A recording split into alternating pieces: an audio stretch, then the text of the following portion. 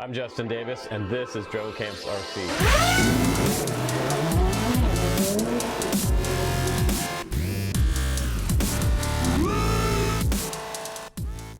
Hey guys, welcome back to my channel. I'm Justin Davis. Thanks for joining me today. We're going to do a review of the FOCKE WULF FW-190.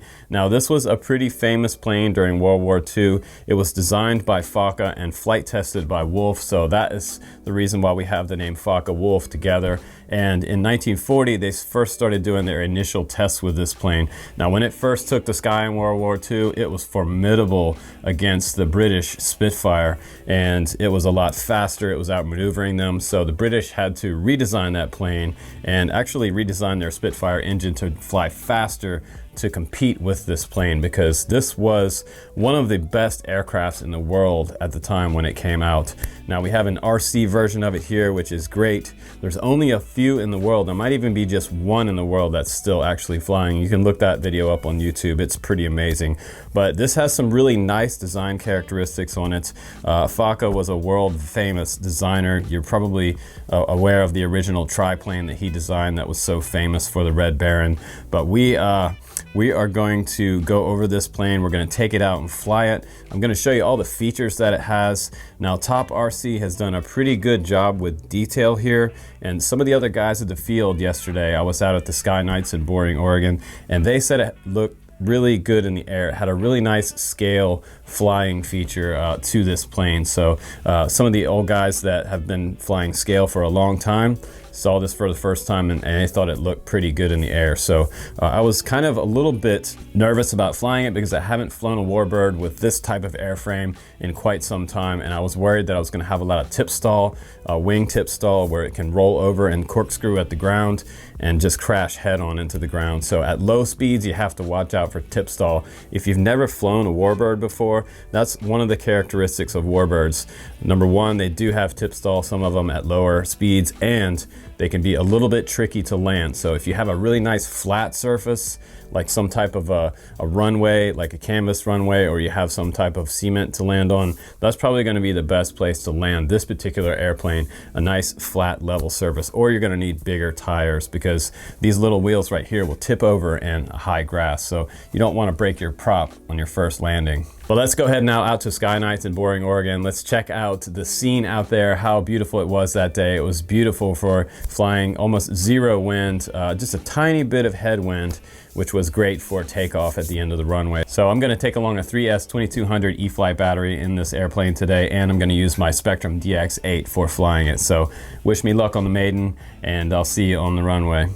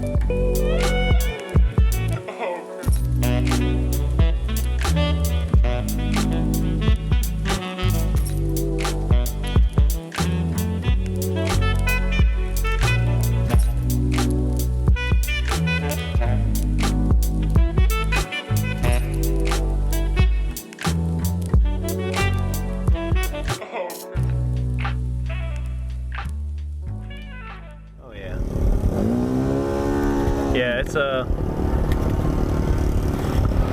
doing its job.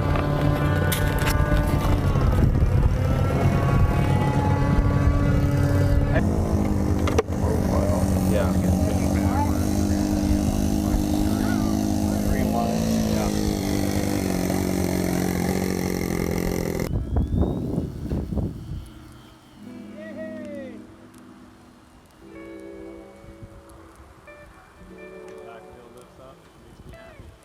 Back wheel tracks? Oh, no, it's back. Oh, yeah. taildragger is my favorite.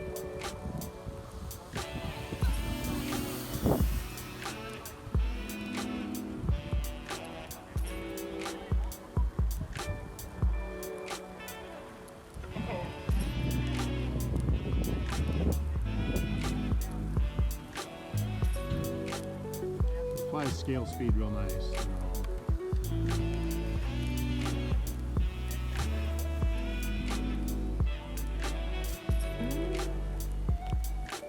It's kind of a weird two-stage thing. Are they down?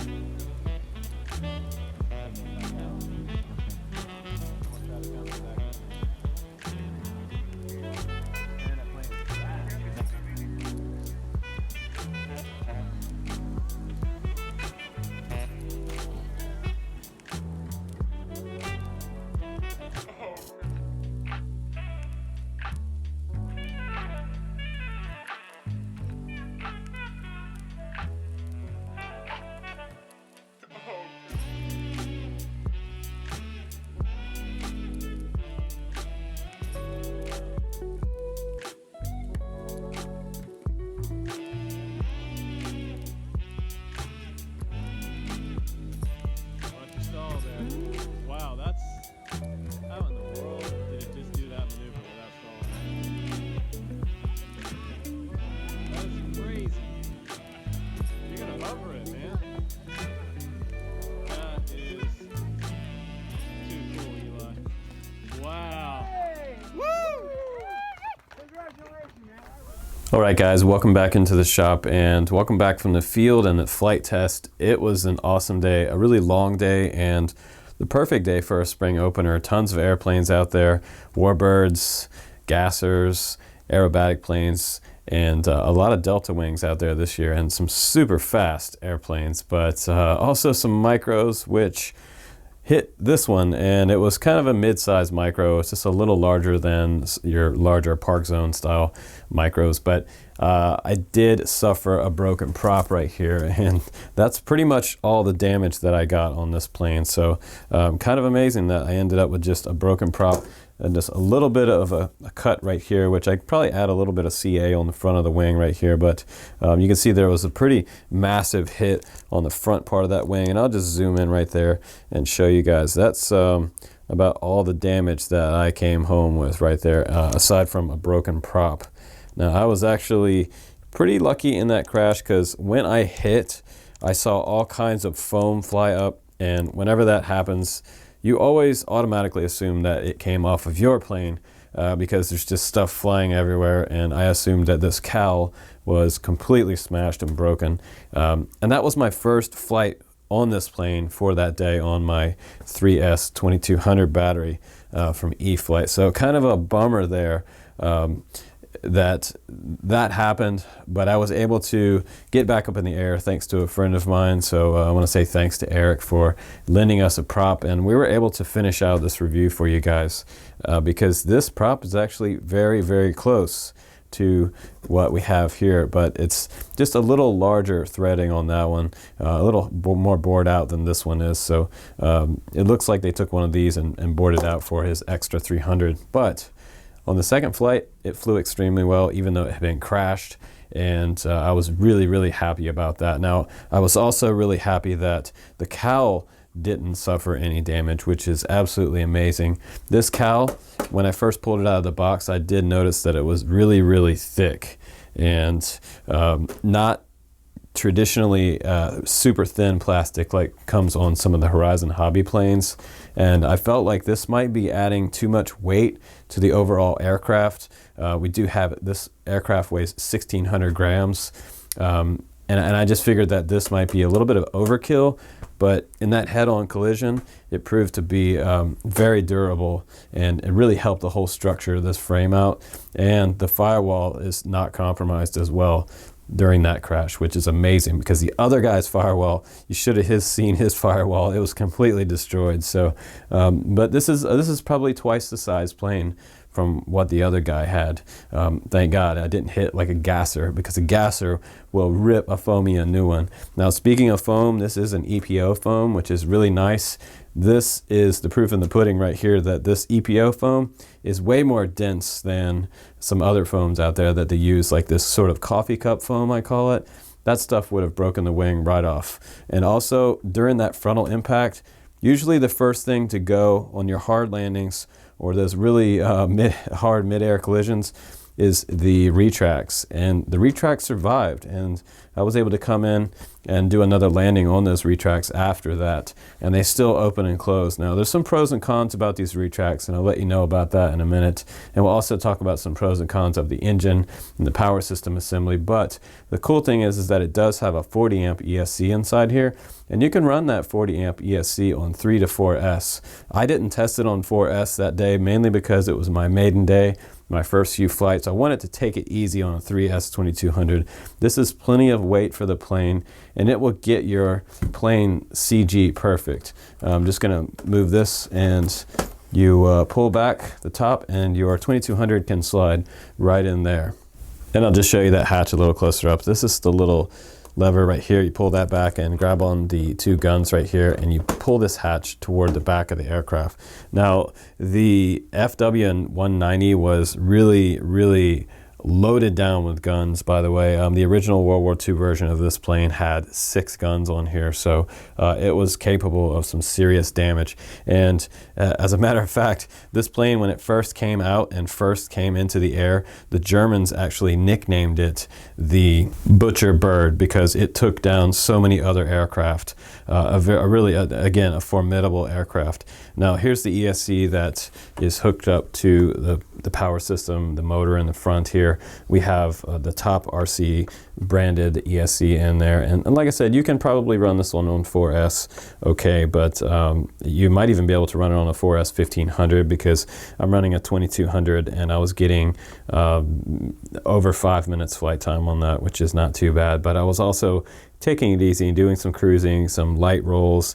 I did have like 30% expo added into the control surfaces as well, so I dumbed down the control surfaces, which I would always do on a Warbird. You don't ever want to fly 100% throw on your sticks. It's just going to soften your movements on your radio and make it a nice, smooth flying aircraft.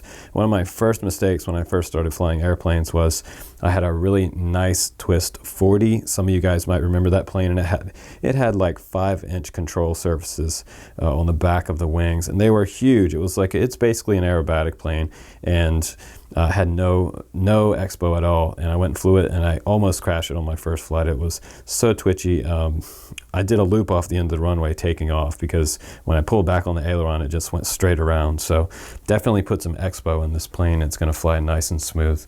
On Spectrum radios, normally you're positive on the expo, like 30% positive. On some other radios out there, I think Futaba might be negative, and on Taranis, but don't quote me on the Taranis. But we're going to put the 2200 down in there, and I'll put some links down below for a cheaper battery for this airplane. And you do get the XT60 hookup there. I'm just going to go ahead and slide the battery down in. And one of the cons of this setup right here might be that the ESC has to sort of be slid in there after the fact. So if you can find a place to mount your ESC where it's not in the way, that's going to be optimal, because right now everything is just sort of crammed in here, including my receiver, and there's not a whole lot of room left over in here for your other gear. So if you're adding other things in here, which you probably don't have to, there's not a whole lot of room. So that might be one con of this airframe. Now I'm just going to go ahead and pull this assembly off here so you guys can see what this nose cone and the stem of the motor look like coming off the end of that motor. And by the way, it's an Outrunner brushless motor. It's an AT. It's called a 3511, and it's 750 kV. So a very nice torque on that motor and a lot of power. Now here's a little closer look, and it sort of has this radial pistons all the way around, and this original airplane flew on a radial engine, and it was really neat because when they started up the airplane, hand cranked it, you'll see these pistons rotate around with the plane. So that's kind of a nice scale look that they added this little detail in there, and it kind of blocks the motor. You don't really see the motor as much. Now one con of this motor that ended up kind of not being a con at the field. When I did have that head-on crash, this is the motor stem that comes off of the front of the motor, and this is how thick it is. And normally we have a shorter, thicker based type of stem on most motors, and generally they're a lot bigger around in diameter, and so this is pretty thin for a motor this size, but it did need to stick out past the cowl, and that might have been why they designed it like this. I'm sure you can get a new motor stem for this motor if you do have one of these bend. Now in that crash, mine did bend, and when I put this new prop on there, it was wobbling pretty bad, so we had to do a little bit of straightening out on this by hand in the field, and we kept powering it up, and we got it straight as we could for the next flight test, and it ended up flying just fine, and I didn't have a lot of vibrations, so I was very lucky. But I do like the detail on the front end of this plane, and it is actually a really, really cool looking scale front end on this airplane. And right here on my left wing, this is the damage that I took on this EPO wing. So the other plane was probably about a 20 to 25 inch wingspan on there, and this total wingspan on this plane is 47 inches. So I had a lot more mass on my plane, a lot more weight when we had that collision, but this is really the only damage that I walked away with, and my biggest fear was this retract right here, if this was going to be damaged or not, and that came out totally fine. And I'll show you the front end of the plane right here, and you notice that I had a piece of Velcro right here on the cowl. That was for my Foxeer Legend 3, and I just had it stuck there with no strap around it, just a piece of Velcro riding on the front of the plane, and it actually did quite well. During the crash, it didn't fly off, so it held on there pretty well, and I was kind of worried that it might fly off during my flight test, but it did actually surprisingly well. Now, one of the things that's critical on a Warbird is your CG, and the CG is about here on this wing, so you want to flip your plane upside down and test your CG that way. Once you have your battery in there, if you are running some other type of action cam, you can do it with the action cam on there or off. It really doesn't matter, but the more weight forward, if your CG is just a little bit forward, that's just about perfect for a Warbird, because tail heavy Warbird is almost impossible to fly. And you want to be careful on your landings, because Warbirds are notorious for tipping over. If you land this one in the grass, if you go off the runway into the grass, it's probably going to tip over and you're going to hit this prop on the ground. So make sure you have almost zero throttle in when you do touch down and start your initial slowdown of your aircraft.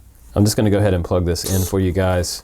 And like I said, this plane comes with pretty much everything you need on here. Retracts. It has a nice huge prop, a tri-prop for scale on here. It has that sort of radial engine look. You have LEDs out on the wingtips. I don't have my LEDs hooked up because the receiver that I had didn't have enough channels on it, so make sure you get at least a 6-channel receiver and radio set up there. Now here is the retracts, and this is a very interesting retract setup on this plane, and I'll try to get these to work. They did hang up a few times. One time I had to come in and belly land, because you see there, they are a 2-stage retract system. And there they go. So the first part comes up, and these are on servos, and then these two come up, and these are actually running on 2 little motors. So that comes up first, and very, very cool retract setup right there. And there we go. Now it's working perfect today. There's that first stage and second stage. How cool is that? So the retracts are still working after my crash, and let's check out my flaps. I've got my flaps on this flap stick right here on the DX8. So my first stage would be right about there, and that's probably about 30 degrees worth of flap. Very subtle change. And all the way down is going to give me right about 45 degrees, I'd say. Not quite 50 degrees. That would be pretty extreme, but pretty cool that this is working this way.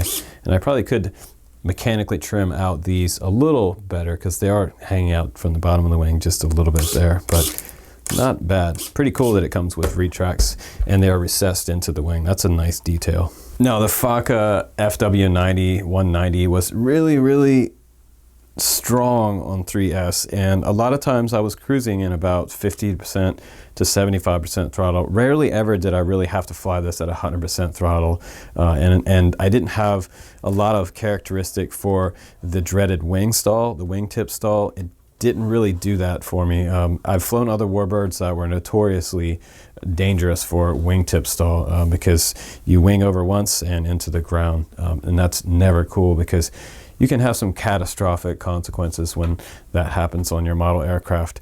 But you should put some type of, you want to have a throttle lock on there so that you don't accidentally hit your throttle or bump it before takeoff. That's always pretty important. And you new guys, if you're just getting this as your first Warbird, and this would be pretty durable for your first Warbird, I've got to say, you might end up breaking your retracts off at some point, but if you do that, you can always belly land a Warbird, which is totally fine in the grass. The only thing you're going to have to do is burn off a lot of airspeed to avoid breaking this prop, because you do have a tri-prop on the front of there.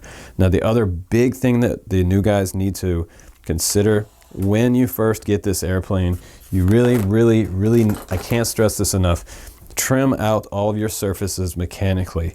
Well, what does that mean? That means to take your servo, turn on your plane, put it on throttle lock on the bench, and get your surfaces as level as possible mechanically first, moving your rods in and out, or changing the servo arm itself, maybe unbolting it, putting it on just a little bit over or back to get this as level with the surface of the wing as possible. Same thing with the elevator, and the same thing with the vertical stabilizer on the rudder back there, because this is the most important thing for a successful Maiden, is mechanically trimming it out. Once you get it in the air, you can start to do your trim on your radio. So if your aircraft is flying to the right, you can always give it a little bit of left on the aileron.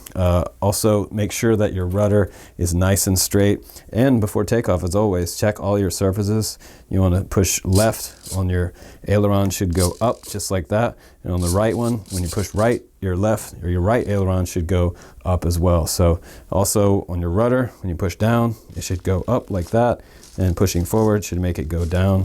And your rudder is going to go left, right there, just like it should on any airplane. Now, also, this is a tail dragger, so your wheel is connected to your rudder back there. So when I turn this, this is what's going to help me taxi or turn around and come back to myself.